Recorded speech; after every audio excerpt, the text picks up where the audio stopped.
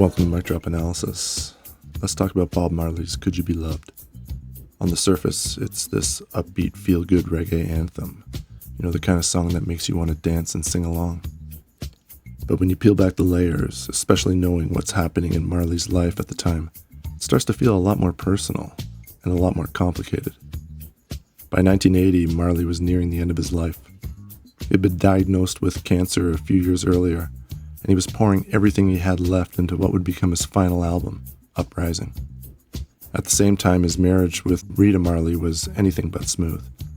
They had a deep, unbreakable bond, yes, but that bond was tested by infidelity on both sides.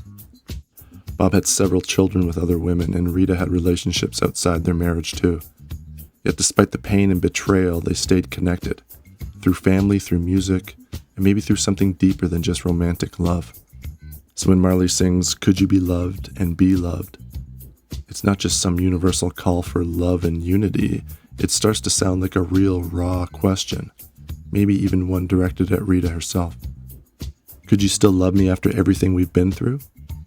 Could their love survive the heartbreak, that trust that had been broken? Looking at the song through this lens, it becomes more than just a feel-good track. It feels like Marley is wrestling with his own flaws, searching for forgiveness, and wondering if love, true love, can survive the damage that they've both done. It's vulnerable, it's human, and it's a reminder that love isn't always easy, but maybe it's worth fighting for.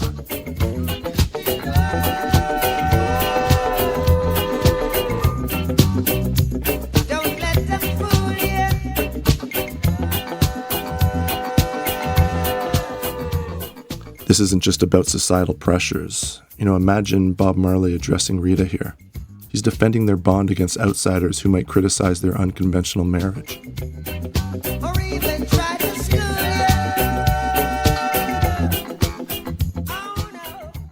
Maybe it's also Marley defending his own actions, his infidelities, as if saying, don't let others tell you what love should look like.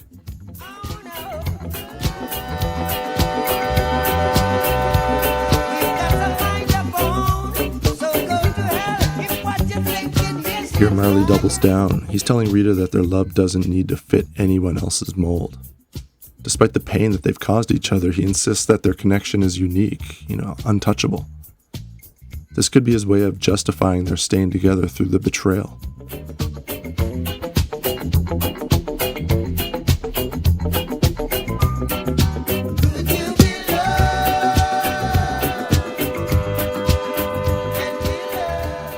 Now this chorus feels heavier.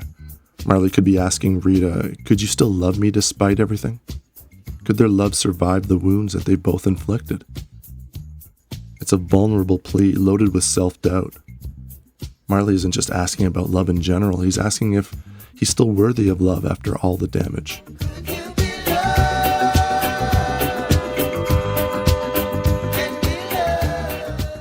The repetition here feels like Marley's trying to convince himself, and Rita, that love is still possible. That despite the affairs and heartbreak, there might still be space for forgiveness.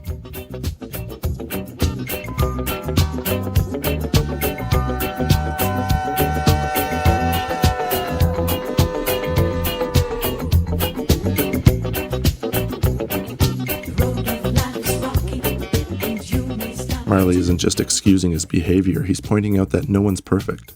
Not even Rita. The relationship was mutual in its betrayals. Maybe this is his subtle way of saying, we've both made mistakes, but we can still move forward with this.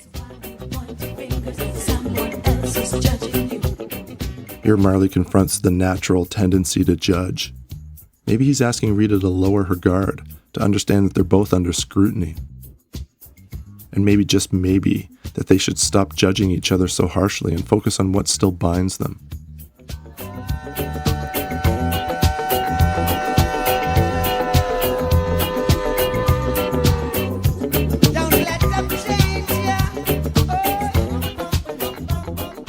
Could this be Marley telling Rita not to let his mistakes harden her heart? Not to let the judgment of others define their relationship?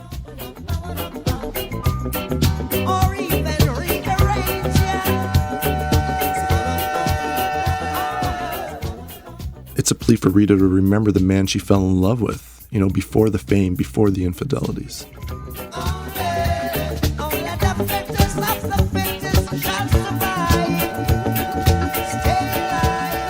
This line sounds like Marley acknowledging the harsh realities of relationships.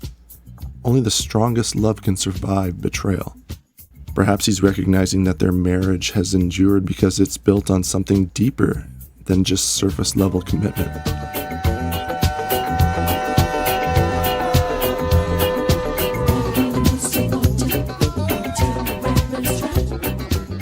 This line could be Marley admitting his own regret. Perhaps he's realizing that he took Rita's love for granted.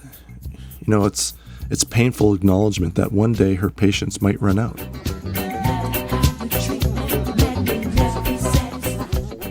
This hits even harder. Marley could be reflecting on his own insatiable desires, recognizing that Rita's love couldn't fill the void he sought to fill elsewhere.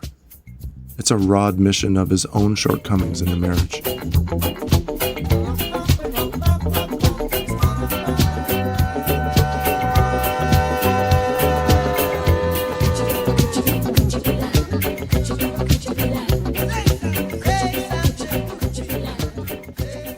Now this feels like Marley begging for a response. Silence after betrayal can be deafening.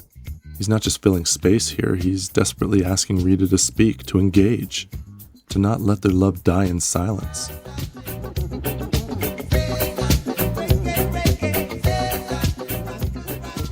This could be Marley calling not just to Rita but to himself, to rekindle the joy and the connection that they once had through music. Maybe music was the only place where their love still felt pure.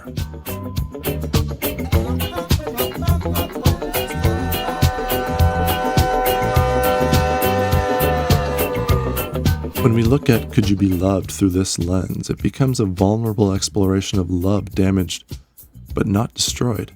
Marley isn't painting a picture of perfect romance. He's wrestling with the reality of betrayal and forgiveness. He's asking Rita and maybe himself if love can survive when trust has been shattered.